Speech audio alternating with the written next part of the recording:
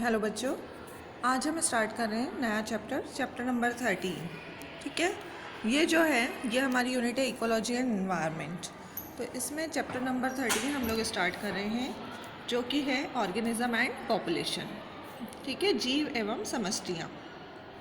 तो ये चैप्टर हम आज स्टार्ट कर रहे हैं। इसमें हमको पूरा इकोलॉजी के बारे में पढ़ना है। जैसे कि आप जानते हैं कि कोई भी ऑर्गेनिज्म नेचर में अकेला नहीं रह सकता, उसको बहुत सारे एबायोटिक और बायोटिक फैक्टर्स चाहिए होते हैं। मतलब हम बायोटिक में आते हैं लिविंग, लेकिन हमें एबायोटिक फैक्टर्स भी चाहिए, उसके बिना हम अकेले नहीं रह सकते। जैसे कि सॉइल है, टेम्परेचर है, एयर है। तो ये सारे मिलके हमारे जो लाइफ है उस पर इफेक्ट डालते हैं। ठीक है, तो ये जो सारे एबायोटिक और बायोटिक फैक्टर्स हैं वो सब मिलके क्या कहलाते हैं? एनवायरनमेंट। एनवायरनमेंट जो है वो 5 कंपोनेंट से मिलकर बना है: एयर, वाटर, सॉइल, सनलाइट और लिविंग बींग्स। लिविंग बींग्स में प्लांट एनिमल दोनों आते हैं। And organism and environment are closely related with each other and both affect as well as control each other, यानी दोनों एक दूसरे को अफेक्ट करते हैं, कंट्रोल करते हैं। अब ये जो इंटर रिलेशनशिप है, ठीक है, किसकी इंटर रिलेशनशिप? बायोटिक और एबायोटिक फैक्टर्स की। वो जो हम स्टडी करते हैं, this inter relationship are studied under special branch of biology called ecology. ठीक है, या फिर आप क्या बोल सकते हो? The branch of biology which deals with the study of relation between living beings and its environment is called ecology. ठीक है, आ रहा है समझ में आपको? Ecology is the branch of science that studied the relationship between organism and their physical and biological environment. ठीक है, अब देखिए यहाँ पर बहुत सारे लेवल्स होते हैं, लेवल्स ऑफ ऑर्गेनाइजेशन। तो ऑर्गेनाइजेशन का मतलब क्या होता है? Organisation means the pattern in which the small components of any structure, system और individual are arranged in hierarchy to coordinate with one another towards a goal. ठीक, तो ये जो है ऑर्गेनाइजेशन, वो उसके देखिए 2 लेवल्स हैं, एक है लोअर लेवल ऑफ ऑर्गेनाइजेशन और एक हायर लेवल। तो लोअर लेवल ऑफ ऑर्गेनाइजेशन जो है उसमें स्टार्ट होता है, देखिए लोअर ऑर्गेनाइजेशन जो है उसके 2 लेवल, एक लोअर और एक हायर। तो लोअर में स्टार्ट होता है एटम। ठीक है, एटम से क्या बनते हैं? मॉलिक्यूल्स। फिर मॉलिक्यूल्स के बाद सिंपल कंपाउंड, सिंपल कंपाउंड। फिर सिंपल कंपाउंड के बाद बनेंगे कॉम्प्लेक्स कंपाउंड, और उसके बाद बनता है प्रोटोप्लाज्म, और उसके बाद बनती है सेल। तो ये लोअर लेवल ऑफ ऑर्गेनाइजेशन है: atom, molecule, simple compound, complex compound, protoplasm and organelles and cell. तो ये क्या हो जाएगा हमारा? लोअर। और जो हायर लेवल ऑफ ऑर्गेनाइजेशन है, अब वो स्टार्ट होगा सेल से। ठीक है, तो जैसे हम बोलते हैं क्या कि सेल, सेल से बने टिश्यूज़, फिर टिश्यूज़ से ऑर्गन, ऑर्गन से ऑर्गन सिस्टम। ठीक है, और ऑर्गन सिस्टम के बाद ऑर्गेनिज्म, एक पर्टिकुलर ऑर्गेनिज्म बन गया। ऑर्गेनिज्म से क्या बनी? पॉपुलेशन, यानी बहुत सारे एक ही स्पीशीज़ के ऑर्गेनिज्म मिलके बनाते हैं पॉपुलेशन। पॉपुलेशन से कम्युनिटी, और कम्युनिटी से इकोसिस्टम, इकोसिस्टम से बायोस्फीयर, और बायोस्फीयर से लिविंग वर्ल्ड। तो ऐसे ये लेवल ऑफ ऑर्गेनाइजेशन है। ठीक है, आ रहा है समझ में? ये देखिए ऑर्गेनिज्म, ये एक ऑर्गेनिज्म है, इसने बनाई पॉपुलेशन, अपनी पॉपुलेशन से पूरी कम्युनिटी बनी, फिर इकोसिस्टम, और ये पूरा लिविंग वर्ल्ड। तो ऐसे ये है ऑर्गेनाइजेशन के लेवल। अब देखिए, annual variations in the intensity and duration of temperature and precipitation are responsible for the formation of major biomes। यानी जो बायोम्स बनते हैं अलग अलग, तो उनके लिए कौन रिस्पॉन्सिबल है? ड्यूरेशन ऑफ टेम्परेचर है, प्रेसिपिटेशन है, ये सब। तो जो मेजर बायोम्स है वो कौन कौन से हैं देखिए, आर्कटिक एंड अल्पाइन टुंड्रा, फिर कोनीफेरस फॉरेस्ट, टेम्परेट फॉरेस्ट, फिर उसके बाद ग्रासलैंड, ट्रॉपिकल फॉरेस्ट और डेजर्ट। ठीक है, ये अलग अलग जो है बायोम्स हैं। ठीक है बेटा, बायोम्स मतलब आपको समझ में आ रहा है क्या होते हैं? बायोम मतलब होता क्या है देखिए, a biome is a large terrestrial ecological unit, एक बड़ी इकोलॉजिकल यूनिट होती है, और यहाँ पर जो वेजिटेशन है उसके साथ एनिमल है, ये सब एसोसिएटेड रहते हैं। A biome has specific kind of plant and animal species within a geographical area that has distinct climatic condition. ठीक, मतलब ये सारे बायोम्स जो हैं वो अलग अलग होंगे, यहाँ पर प्लांट की स्पीशीज़ अलग मिलेगी, एनिमल अलग मिलेंगे, इनका जो एरिया है, ज्योग्राफी यहाँ की पूरी अलग है।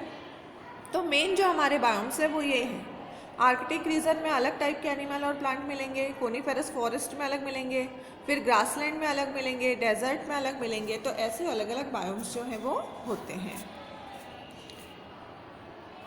अब देखिए एबायोटिक फैक्टर्स, एबायोटिक फैक्टर्स यानी कौन से? Non living.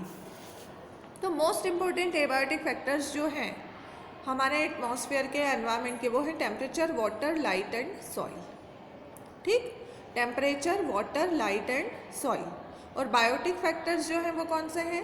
Pathogens, parasites, predators और कॉम्पिटिटर्स।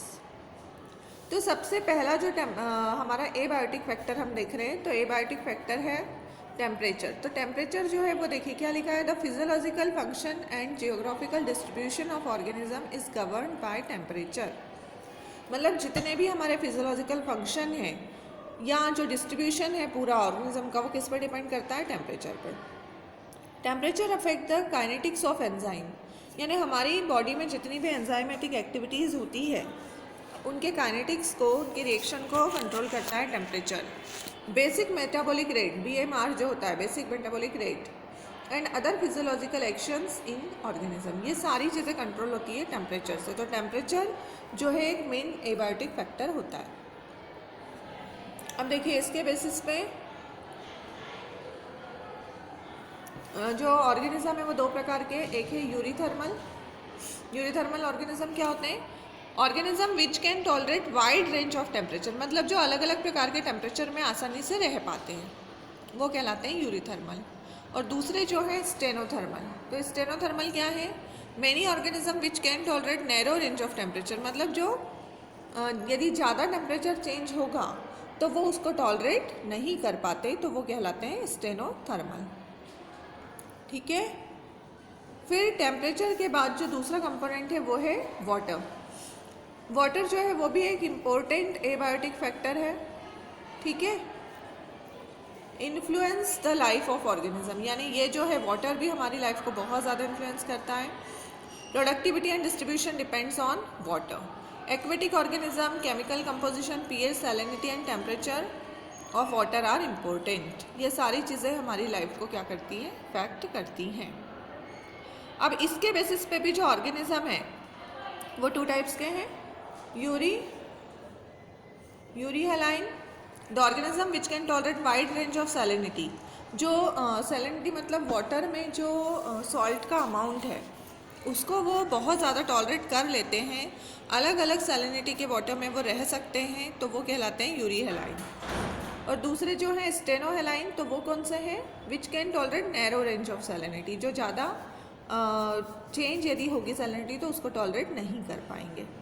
तो ऐसे ये अलग अलग प्रकार के ऑर्गेनिजम्स जो हैं वो होते हैं। ठीक है, तो ये इंपॉर्टेंट एबायोटिक फैक्टर में हमने अभी टेम्परेचर और वाटर। अब अगले हैं light and soil. Light is the important abiotic factor, boost the autotrophs prepare its food by photosynthesis. आपको पता है कि बिना सनलाइट के फोटोसिंथेसिस नहीं हो सकता है, प्लांट अपना खाना नहीं बना सकते हैं, और हम सब अपने फूड के लिए प्लांट पे डिपेंड हैं। तो देखा जाए तो जो सनलाइट है वो मेन सोर्स हो गया है एनर्जी का, और उसके बिना हमारी लाइफ जो है वो नहीं चल सकती। ठीक है, अब ये देखिए, small herbaceous plant and some shrubs live under the canopy forest trees and adapted to photosynthesis under very low light intensity, these are called sciophytes. Sciophyte का मतलब क्या है कि इनको बहुत कम लाइट भी यदि मिलती है तो भी ये फोटोसिंथेसिस कर पाते हैं। मतलब जैसे जंगलों में आपने देखा होगा कि बहुत बड़े बड़े ट्रीज़ होते हैं, तो उसके नीचे छोटे छोटे श्रब्स और हर्ब्स लगे हुए होते हैं, लेकिन फिर भी वो फोटोसिंथेसिस कर लेते हैं कम लाइट की इंटेंसिटी में, तो वो कहलाते हैं sciophytes. Animal use the seasonal variation in the light intensity and photoperiod as for timing of forage, reproduction and migration. ऐसे ही बहुत सारे एनिमल्स भी लाइट की इंटेंसिटी और फोटो पीरियड अलग अलग होता है सबके लिए, और वो इसका यूज़ करते हैं रिप्रोडक्शन के लिए, माइग्रेशन के लिए। The distribution of red, green and brown algae of at different depth of water depend on the light. Red algae can live in deep water, मतलब रेड एल्गी जो है वो डीप वाटर में भी रह सकती है। फिर ग्रीन और ब्राउन जो है वो अलग अलग डेप्थ पे हमको देखने को मिलती है, किसके कारण? लाइट के कारण। तो ये हो जाएगा अगला। फिर उसके बाद अगला जो कंपोनेंट है, बायोटिक फैक्टर है, वो है soil. Nature and properties of soil depend on climate and weathering process. कहाँ पर कैसे मिट्टी होगी, उसका नेचर क्या होगा, उसकी क्या प्रॉपर्टीज़ होंगी, वो किस पर डिपेंड करता है? क्लाइमेट पे और वेदरिंग प्रोसेस पे, जिससे मिट्टी बनती है। Physical and chemical properties of soil determine the type of plants that can grow in a particular habitat. मतलब अब जिस प्रकार की मिट्टी होगी वैसे ही प्लांट्स वहाँ पर ग्रो करते हैं। तो ये जो है वो सारे क्या हैं? एबायोटिक, मेन एबायोटिक फैक्टर्स, ये चारों। टेम्परेचर, उसके बाद लाइट, वाटर एंड सॉइल। अब देखिए क्या है, organism responses to environment. Organism किस प्रकार से एनवायरनमेंट पे रिस्पॉन्स करते हैं। तो एक है regulation. Organism maintain homeostasis in constant body temperature and osmotic concentration. यानी जितने भी ऑर्गेनिज्म होते हैं वो अपना होमियोस्टेसिस यानी इंटरनल एनवायरनमेंट को बना के रखते हैं, बॉडी टेम्परेचर को कांस्टेंट रखते हैं और ऑस्मोटिक कॉन्सेंट्रेशन को बनाए रखते हैं। और नेक्स्ट जो है कन्फर्मेशन। तो majority of animal and plant can not maintain a constant internal environment, नहीं बना पाते constant internal environment. Such animal and plant are simply called as conformers, इन्हें कन्फर्मर्स कहा जाता है। Their body temperature varies according to ambient temperature, यानी उनके जो बॉडी का टेम्परेचर है वो बाहर के टेम्परेचर के अकॉर्डिंग वेरी करता है। The aquatic animals, in aquatic animal the osmotic concentration of body varies with ambient water osmotic concentration। इनकी बॉडी का जो osmotic concentration है वो वाटर के osmotic concentration के साथ वेरी करेगा। और thermoregulation is energy expensive process। heat loss or gain is a function of surface area, therefore small animal are not found in polar region। Polar region में आपको हमेशा बड़े एनिमल देखने को मिलते हैं, क्योंकि वहाँ पर उनको हीट को लेना पड़ता है, अपनी बॉडी को थर्मो रेगुलेशन करना पड़ता है। तो और ये पूरा डिपेंड है सरफेस एरिया पे। तो जितनी ज़्यादा सरफेस एरिया होगा उतना ज़्यादा वो हीट को गेन और लॉस कर सकते हैं। माइग्रेशन, माइग्रेशन का मतलब क्या होता है कि organism can move away temporary from stressful condition to another habitat. मतलब जब कहीं पे कंडीशन कैसी हो जाती है, स्ट्रेसफुल हो गई है या बहुत ज़्यादा ठंड आ गई है, बहुत ज़्यादा गर्मी, उसको ऑर्गेनिज्म टॉलरेट नहीं कर पा रहे हैं, तो वो थोड़े समय के लिए कहीं और चले जाते हैं कुछ सुटेबल हैबिटेट पे। और जब कंडीशन वापस फेवरेबल आती हैं तो वो दोबारा से अपनी जगह पर आ जाते हैं। तो ये कहलाता है migration. Suspension, organism that can not migrate suspend their metabolic function during stressful period. मतलब वो अपनी सारी मेटाबॉलिक एक्टिविटीज़ को रोक देंगे। जो माइग्रेट नहीं कर पाते तो वो क्या करते हैं, अपनी मेटाबॉलिक एक्टिविटीज़ को उस समय के लिए कम कर देते हैं, बहुत स्लो कर लेते हैं। और इससे सस्पेंशन, तो देखिए इसमें क्या होता है, हिबरनेशन, एस्टिवेशन और डायपॉज। हिबरनेशन में क्या होगा कि जब बहुत ज़्यादा एक्सट्रीम विंटर होता है, बहुत ज़्यादा ठंड में, तो ये जो होते हैं रेप्टाइल्स वगैरह, या आपने देखा होगा मैमल्स में भी जैसे जो चूहे वगैरह होते हैं, है ना। फिर ये क्या करते हैं कि हिबरनेट कर लेते हैं, मतलब अंदर अपने बिलों में चले जाते हैं और अपनी सारी जो मेटाबॉलिक एक्टिविटीज़ है उसको स्लो कर लेते हैं, बहुत ज़्यादा स्लो कर लेंगे। और उस समय वो एक तरीके से क्या रहते हैं, मतलब पूरा कोई भी उनकी बॉडी में फंक्शन नहीं चलता है। तो ये जो एक्टिविटी है वो क्या कहलाती है, सस्पेंशन। यानी उन्होंने अपने में कहीं वो जा नहीं सकते दूर, तो उन्होंने अपनी सारी एक्टिविटी को कम कर लिया है। और वो जब कंडीशन फेवरेबल होती है, मतलब बहुत ज़्यादा जब ठंड से वो हटेंगे, एनवायरनमेंट ठीक हो जाएगा, तो वो दोबारा से बाहर आ जाते हैं। ऐसे ही गर्मियों वाले को कहते हैं एस्टिवेशन, की बहुत ज़्यादा एक्सट्रीम गर्मी है, डेजर्ट में, रेगिस्तान में जो एनिमल्स होते हैं तो वो अपने बिलों में चले जाते हैं और वहाँ पर अपनी सारी एक्टिविटी को बहुत स्लो कर लेंगे, मेटाबॉलिक सारी एक्टिविटी उनकी कम हो जाती है और वो आराम से अपने बिलों में रहते हैं। जब फेवरेबल कंडीशन आती है तो वो दोबारा से बाहर आ जाते हैं। ठीक है, ये देखिए, ये पूरा हिबरनेशन का दिया हुआ है। ये सारे वो इनएक्टिव हो जाते हैं विंटर में, जैसे पोलर बियर है, फ्रॉग्स है, लिजार्ड्स हैं। एस्टिवेशन में वही समर में, जैसे स्नेल है, फिशेस है, समर के टाइम में ये करते हैं। और डाइपॉज का मतलब होता है it is a stage of suspended development seen in many zooplankton to avoid unfavourable condition. Zooplankton जो बहुत छोटे जीव होते हैं, तो जब अनफेवरेबल कंडीशन आती हैं तो उनमें सस्पेंशन डेवलप वो कर लेते हैं। फिर एडेप्टेशन। एडेप्टेशन क्या होता है? Adaptation is any change of the organism, यानी वो अपने कोई भी चेंज कर सकता है, मार्फोलॉजिकल हो सकता है, फिजियोलॉजिकल या behavioural, that enable to survive and reproduce in its habitat. जब भी कोई नए हैबिटेट में जाता है तो वहाँ पर उसको अपनी बॉडी में या अपने बिहेवियर में या पूरी मार्फोलॉजी में चेंज करना पड़ता है कि वो वहाँ पर सर्वाइव कर सके, रिप्रोड्यूस कर सके। तो ये जो प्रोसेस है वो कहलाती है एडेप्टेशन।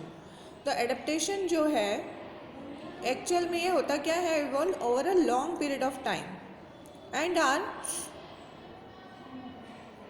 Genetically controlled. ठीक है, तो ये जब लंबे समय तक हम किसी एनवायरनमेंट में रहते हैं तो अपने आप ही हमारी बॉडी में वहाँ के अकॉर्डिंग क्या आ जाते हैं, चेंजेस आ जाते हैं।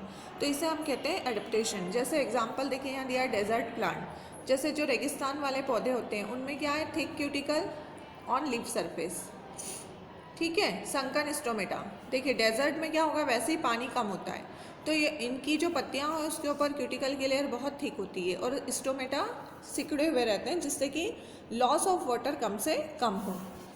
फिर उसके बाद लीव्स मॉडिफाइड टू स्पाइंस, पत्तियां कांटों में बदल जाती है कि पत्तियां होंगी नहीं तो इवोपरेशन नहीं होगा, ट्रांसपिरेशन नहीं होगा और लॉस ऑफ वाटर से वो बच जाएंगे। ठीक है, फिर same pathway photosynthesis, the stomata remain close during the day. ये कौन सा फोटोसिंथेसिस के समय कौन सा पाथवे चलाते हैं, सेम, जिसमें स्टोमेटा जो है वो दिन के समय क्लोज रहते हैं और रात में खुलते हैं। तो दिन के समय क्लोज रहने से फ़ायदा ये होता है कि वाटर का लॉस कम से कम होता है। जैसे कि ओपनशिया है, कैक्टस है, इनमें ये सारे एडेप्टेशन है। क्यों है ये एडेप्टेशन? क्योंकि ये डेजर्ट के प्लांट है और उन्होंने वहाँ के अकॉर्डिंग अपने आप को ढाल लिया है। ऐसे एक्वेटिक प्लांट जितने भी पानी वाले पौधे होते हैं, पानी में रहने वाले, तो उनमें क्या होता है, एरेनकाइमा फॉर बियोंसी, मतलब उनके जो टिश्यूज़ होते हैं ना उनमें बीच बीच में एयर स्पेस होते हैं जिनमें एयर भरी हुई रहती है जिससे कि वो हल्के हो जाते हैं और पानी पे आसानी से तैर पाते हैं। ठीक है, फ्लोट कर पाते हैं। और लीव्स के ऊपर वैक्सी कवरिंग होती है। लीव्स के ऊपर आप देखोगे तो ऐसे वैक्स जैसा लेयर होता है जिससे कि पानी में वो पत्तियाँ खराब नहीं होती।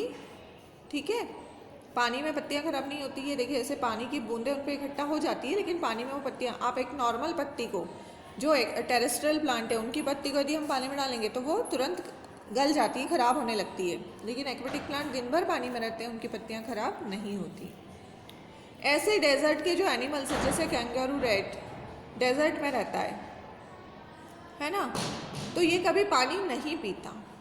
Never drink water, the water requirement is by internal fat oxidation. इसको पानी कहाँ से मिलता है, जब फैट का ऑक्सीडेशन होता है बॉडी में तो वहाँ से उसको वाटर, जब फैट का ऑक्सीडेशन होगा तो बाय प्रोडक्ट के रूप में वाटर बनता है और वहीं से वो उसको वाटर जो है वो मिलता है। It also able to concentrate its urine so that the animal volume of water is lost during excretion. मतलब इनका जो यूरिन है वो भी कॉन्सेंट्रेटेड रहता है जिससे कि वो कम से कम वाटर को लॉस करते हैं. तो ऐसे ये एडेप्टेशन आ जाते हैं बॉडी में. ठीक है.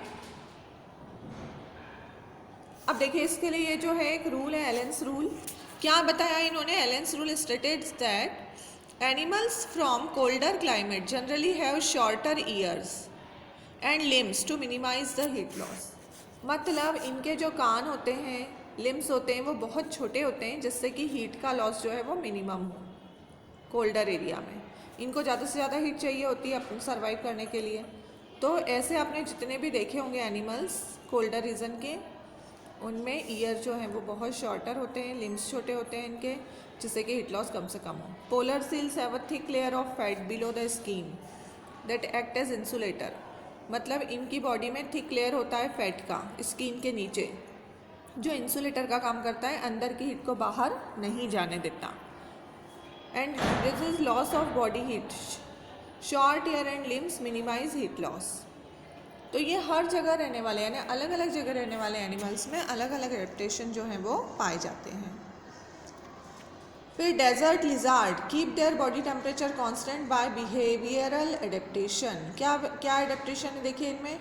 दे bask in the sun and absorb the heat when their body temperature decrease below the comfort zone. जब भी इनका बॉडी टेम्परेचर कम होने लगता है, इनको ऐसा लगता है, तो ये ऊपर आ जाते हैं और सन बाथ लेते हैं. ठीक है. और टेम्परेचर को बढ़ा लेते हैं. फिर burrowing habit also helps to protect desert animal from high temperature. ठीक है. क्या करेंगे? जो बरोइंग यानी जब ये बिल बनाते हैं तो बिल इनके बहुत अंदर होते हैं, तो उससे भी ये हाई टेम्परेचर से बच जाते हैं. तो ये जो आज हमने पढ़ा पूरा एडेप्टेशन, इकोलॉजी क्या होती है ना, सारे एबायोटिक फैक्टर कौन कौन से हैं मेन. तो ये जो है टॉपिक, अब इसमें और भी टॉपिक्स अभी बचे हैं पूरा, जैसे पॉपुलेशन वाला. तो पॉपुलेशन वाला हम नेक्स्ट वीडियो में देखते हैं. ठीक है. Thank you.